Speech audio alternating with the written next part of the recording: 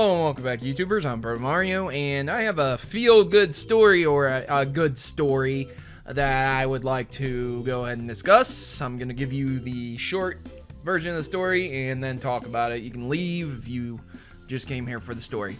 So essentially, a PlayStation employee built a custom controller for someone who had cerebral palsy because the individual with cerebral palsy kept hitting the start button, or the pause button rather, and it unfortunately caused him to accidentally pause the game consistently when he was playing the video game. And so what ended up happening is this individual wrote Sony to explain the situation about the issue, and he got a new controller. So that's the short of the story. If you guys came here for that, please leave a like. I'll see you guys tomorrow for 2 more videos, or later on today for another one. Thanks for watching.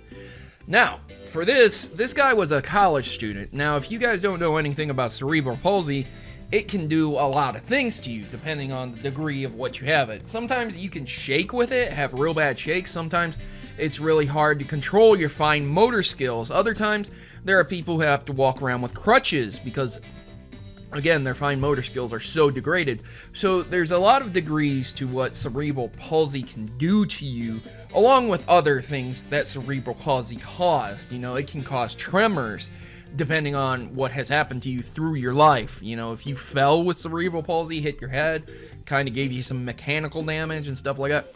So this guy, he had a new DualShock controller, and I don't know if you guys know it or not, but the touchpad is what causes some games to pause or do different stuff, and he constantly said he was bashing against it. And so what ended up happening is, within days, the development team had sent him a specially modified DualShock controller that disabled the touchpad and replaced its functionality with an extra pause button. Now, this wasn't an official PlayStation project. The guy named Nawabi was just helping the guy out in his spare time. And it's pretty easy to change that functionality, and I'm not downplaying that. I'm just saying that, you know, it's pretty easy to change that functionality. It's very nice that this guy was able to do this for this person, because when people write companies and they need help, a lot of the time they get brushed off to the side or ignored. And again, this wasn't an official PlayStation project. So PlayStation didn't do this because, we want the PR for it, we want to look good. This was the individual engineer, Sony's Alex Nawabi, that did this. This was not Sony, it was Alex Nawabi, a member of the PlayStation's R&D development team. So this raises a bigger question. Gamers with disabilities. People have wanted me to cover this subject a lot, and I don't know. I'm not super educated on, like, all sorts of debilitating disabilities. I have always viewed it as, if you are handicapped and you are playing a game, you are on the same level as anyone else playing that game, minus your handicap.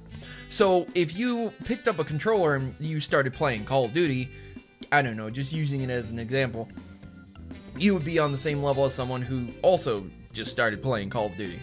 Gaming is equal across the board. It doesn't care if you're black, white, if your sex is male or female. It doesn't care if you're transgender, gay. It doesn't care what you do in your spare time. It doesn't even care if you're a neo-Nazi or a Puritan Christian. It doesn't matter. Gaming is equal.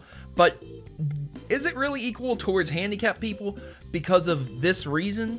If you have an impeding handicap, like you're blind, for example, obviously it's going to be a little bit difficult for you to play video games. But there are people out there who do it, and there was recently a guy who beat Ocarina of Time, and he was blind, and it took him 5 years to do that, but he did it. And that's cool. He experienced the game somehow. Not really sure how. I guess sound-based games and rhythm-based games would probably be better for blind people, but then again, I'm not blind, so I don't assume to speak on their behalf. Essentially, what I'm saying is, would handicapped people be equal in the gaming sphere? And should companies accommodate them if they are not? Should companies release controllers that will help people like this? And would it even be potentially profitable? I think a company could do essentially this. they could say, look, if you have a debilitating handicap, you can order a customized, variant of a controller, and this will allow you to play our games properly. And I think there should be a section on the websites that allow you to do that. Now, would that cost a lot of money to do? I don't know. There's not a lot of people in the world, respectively to the general population that are handicapped.